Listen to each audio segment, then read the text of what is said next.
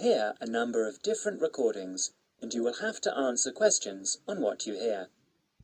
There will be time for you to read the instructions and questions, and you will have a chance to check your work after each section. All the recordings will be played once only. The test is in 4 sections. Write all your answers on the listening question booklet. At the end of the real test, you will be given 10 minutes to transfer your answers from the question booklet to an answer sheet. You should be prepared to do this with the practices. Now turn to Section 1. Section 1. In this section, you will hear a conversation between a visa officer and an applicant. First, you will have some time to read questions 1 to 5.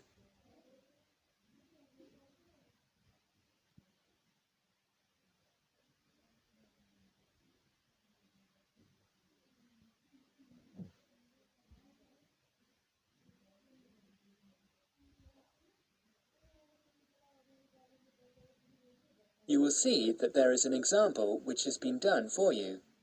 On this occasion, only the conversation relating to this will be played first. Good morning, Visa Office. How can I help you? Good morning.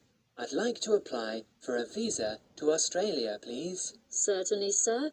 I'll just get a form and then I'll need to take some details down.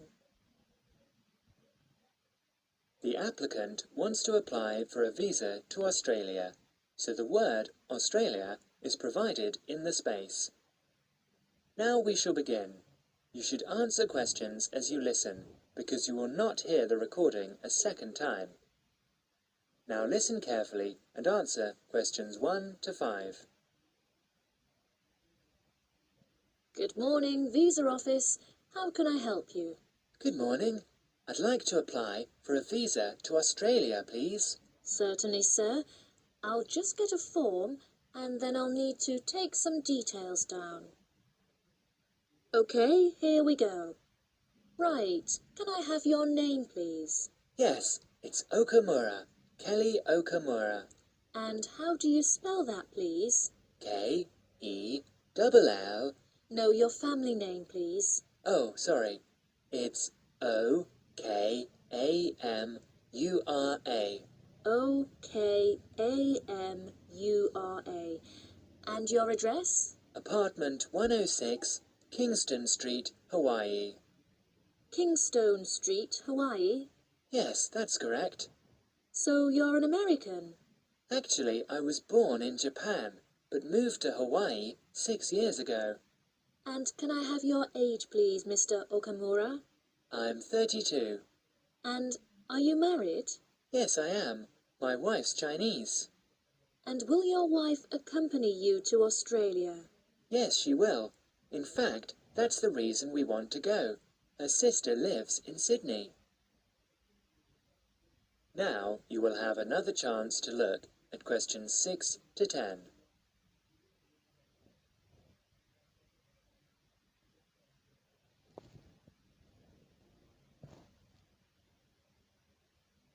As the conversation continues, answer questions 6 to 10. Do you have any relatives living in Australia? I used to have an uncle, but he died several years ago. Now, there's only my sister-in-law and my wife's cousin. So, the purpose of your trip is to visit your wife's relatives, am I correct? Well, not exactly. Mainly because I have my own trading company and I will be looking for business opportunities. Although I do want to do some travelling as well. You know, see some of the sights, that sort of thing. Although I don't intend to work in Australia. And your wife, what will she be doing? She'll be studying English. She wants a student visa. And how long do you plan to stay? About 1 year, I guess. Well, I'm afraid a standard tourist visa is only valid for 30 days. Although in your case, we can issue you with a business visa. Business visas last for 6 months, but you will be able to renew it. We can give your wife a 12-month visa, though. 6 months is okay. So what do I need to do now? Come along to the office any time during weekdays, but it must be office hours. We close at 5:30. And bring along 2 passport-size photos, and your passport, of course. Your wife will also need 2 photos. So that's 4 passport-size photos in total. Okay. Thank you for your help. Bye. Bye. That is the end of section 1. You will have half a minute to check your answers.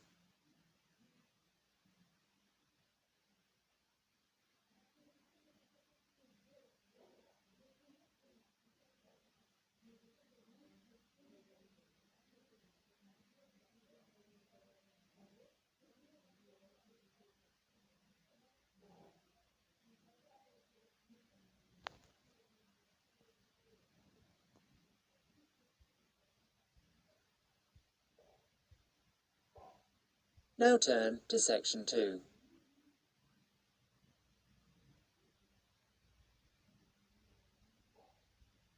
Section 2.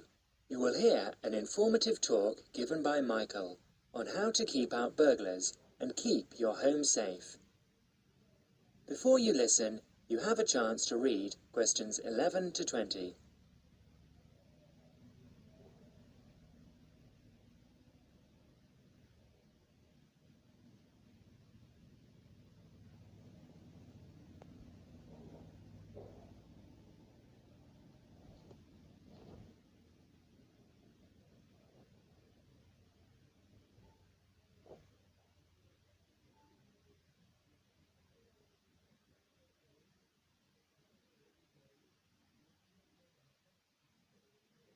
Listen to the first part of the talk carefully and answer questions 11 to 16.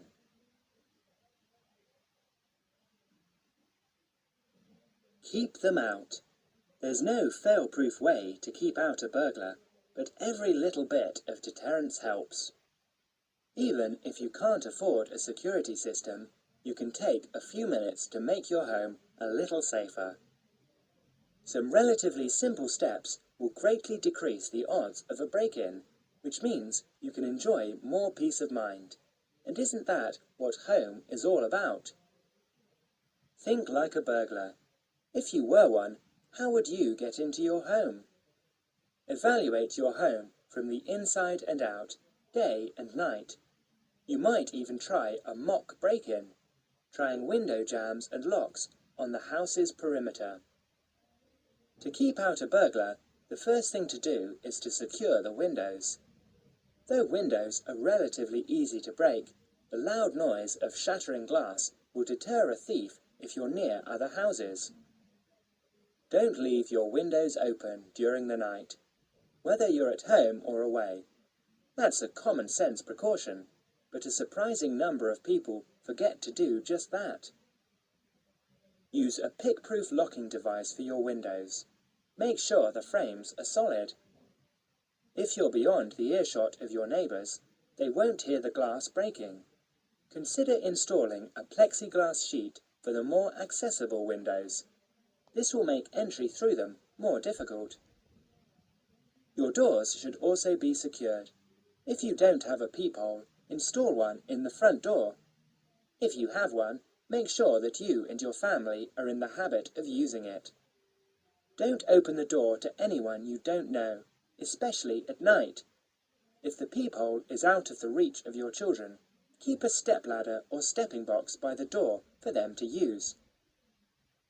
If there's any glass within 2 feet of your front door lock, consider a locking device that would be out of reach if that glass is broken.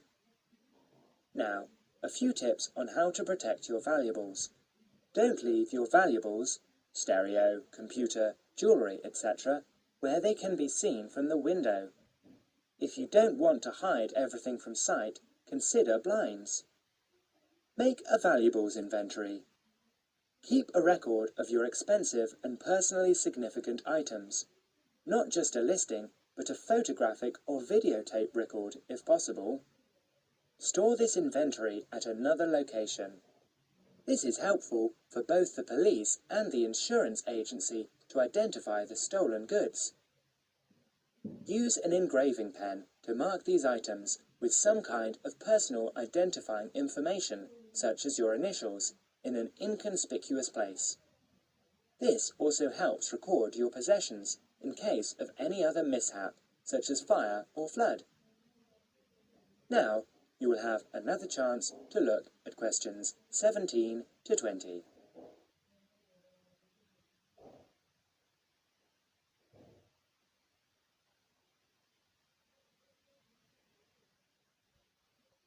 As the talk continues, answer questions 17 to 20.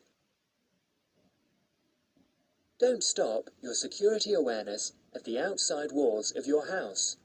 Your yard areas, if any, also deserve your attention. In general, don't leave anything around the yard that might help a burglar get into your house. Ladders, stackable boxes, or any garden tools should be put away, preferably in a locked cabinet. Install a light in your yard that is sensitive to movement. Place it high and out of reach. Trim hedges or bushes that are near doors or windows. These can be good hiding places. Don't place outdoor furniture tables nearby the house. These could become an easy stepladder to the roof. When you are on vacation, create the occupancy illusion. Maybe you laughed at your mother for leaving the lights on and the radio playing while she left for vacation, but she had the right idea. Those steps aren't quite enough, so try these strategies. Buy electronic timers that turn lights on and off at different times. Hook up a timer to your TV for a few hours each evening. Turn the volumes up too. Not enough to annoy the neighbours, just enough that a lurker at the windowsill couldn't miss hearing it. Have your newspaper and mail delivery suspended. If you don't have time to do this, ask a neighbour to pick them up for you. Ask a neighbour to park in your driveway or parking place. Think about having someone house-sit your home. If he's a relative or friend, he may cost you no more than the contents of your refrigerator. You can also find professional house-sitters or house-sitting services that find someone to stay while you're away. Leave your shades as they are normally, or at least don't close up every one. One sign of a vacant house is closed shades during the day. Lock your garage door with a padlock. That is the end of section 2. You will have half a minute to check your answers.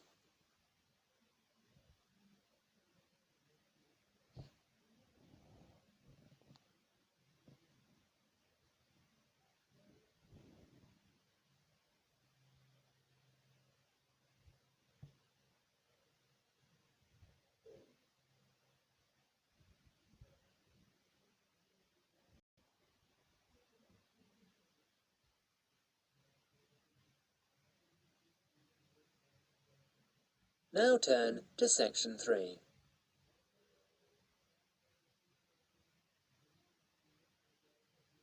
Section 3. In this section, you are going to hear a conversation between Anne and Merton. In the first part of the conversation, they are talking about the commands of training dogs. First look at questions 21 to 25.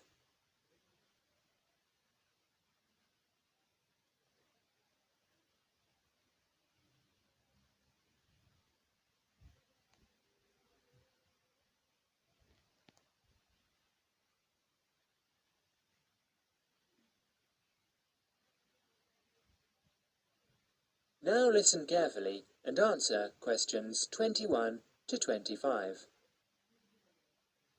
So, that research paper we have to do next is the one about different styles of training dogs. How do you think you'll approach writing it? You know, I've been thinking about it, and I feel that the best way to write it is to divide the paper into two main parts. In the first part, would be analysing some examples of each style of training dogs. Right. First, what the styles are. After that, we can talk about how each style can be used so that the dogs learn something different from each one.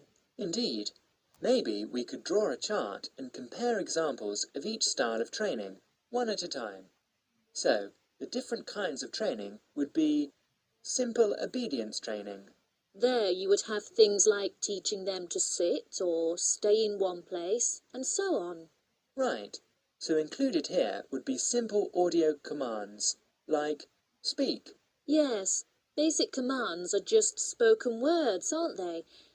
And then there would be the more guard-oriented training, where the dogs are trained to know a specific place well. Patrolling and barking are probably the best examples, because most people have seen them in many places, especially in homes. And this would lead us to the attack dog training, which is physical as well as spoken. Training the dog to knock someone down, and even bite if they have to. Right. So there's another category as well. Sniffing dogs, which make up the searching category. I've read that in the UK, every major airport or government building has these dogs to search for all kinds of dangerous items. In the second part of the conversation, Anne and Merton talk about all kinds of training and what kind of dog they are suitable for. You will have another chance to look at questions 26 to 30.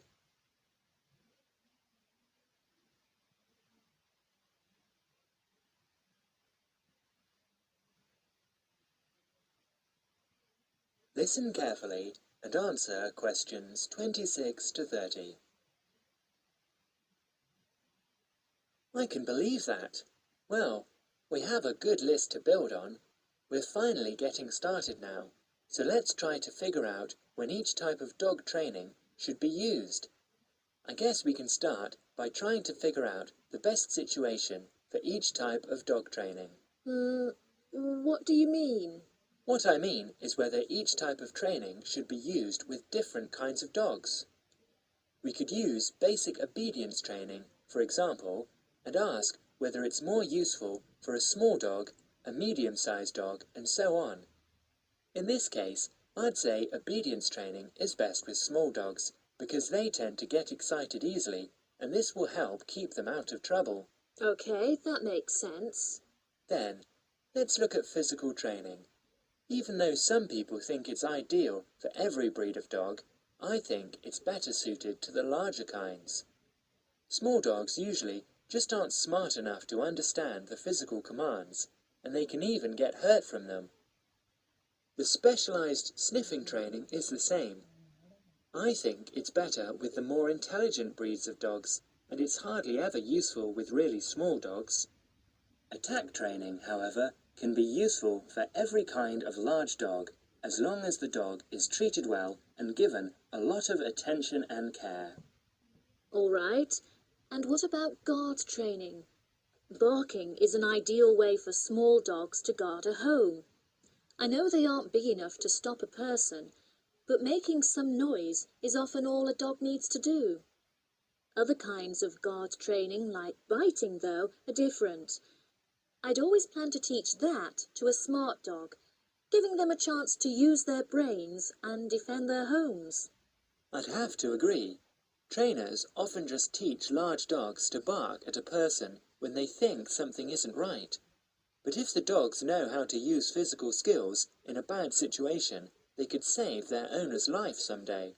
Yes, I suppose that different people would have different needs for their pets. Right, and different trainers would recommend different methods for different breeds. That is the end of section 3. You will now have half a minute to check your answers.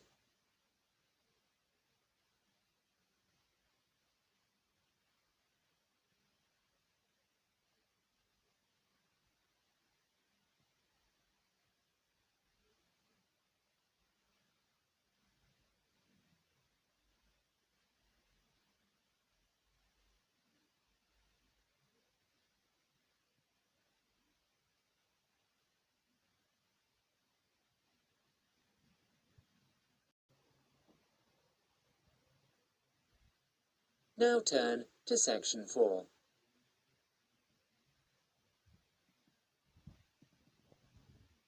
Section 4. In this section, you will hear a lecture given by Dr. Jesperson about children's language acquisition. As you listen to the talk, answer questions 31 to 40. First, you will have some time to look at questions 31 to 40.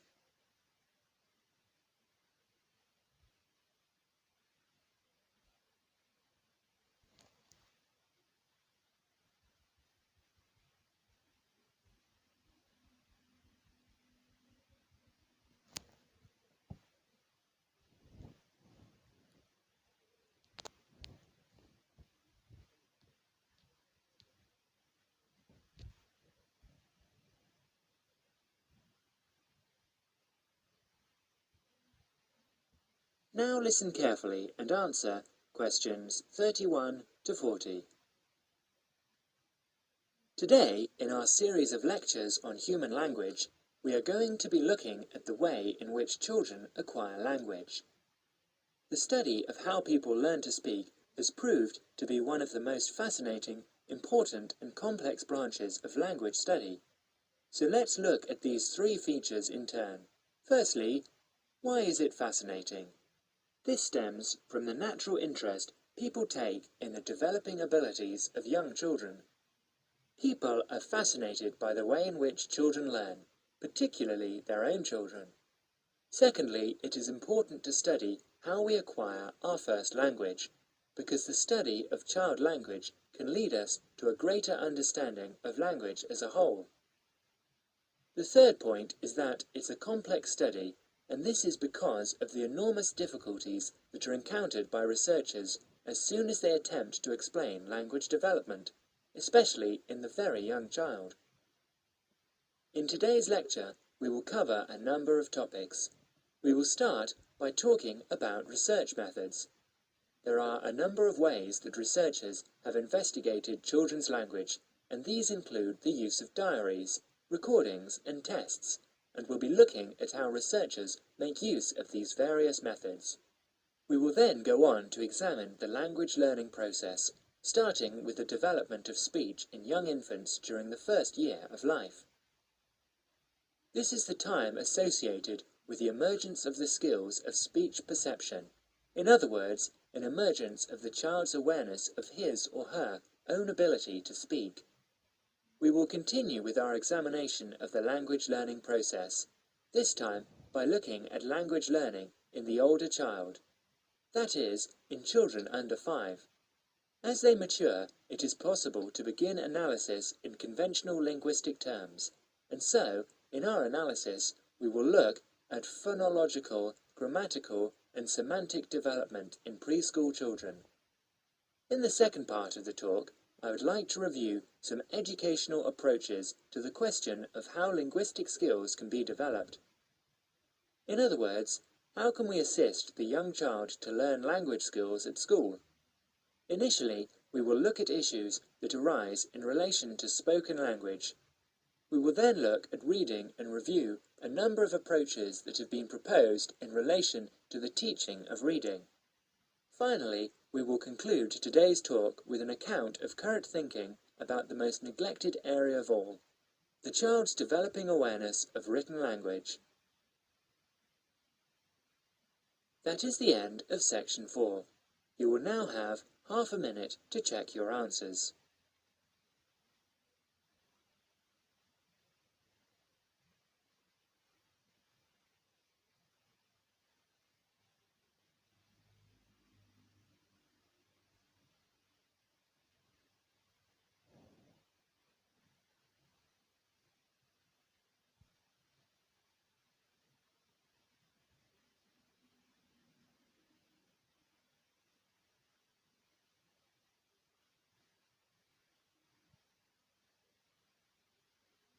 That is the end of Listening Practice Test 5.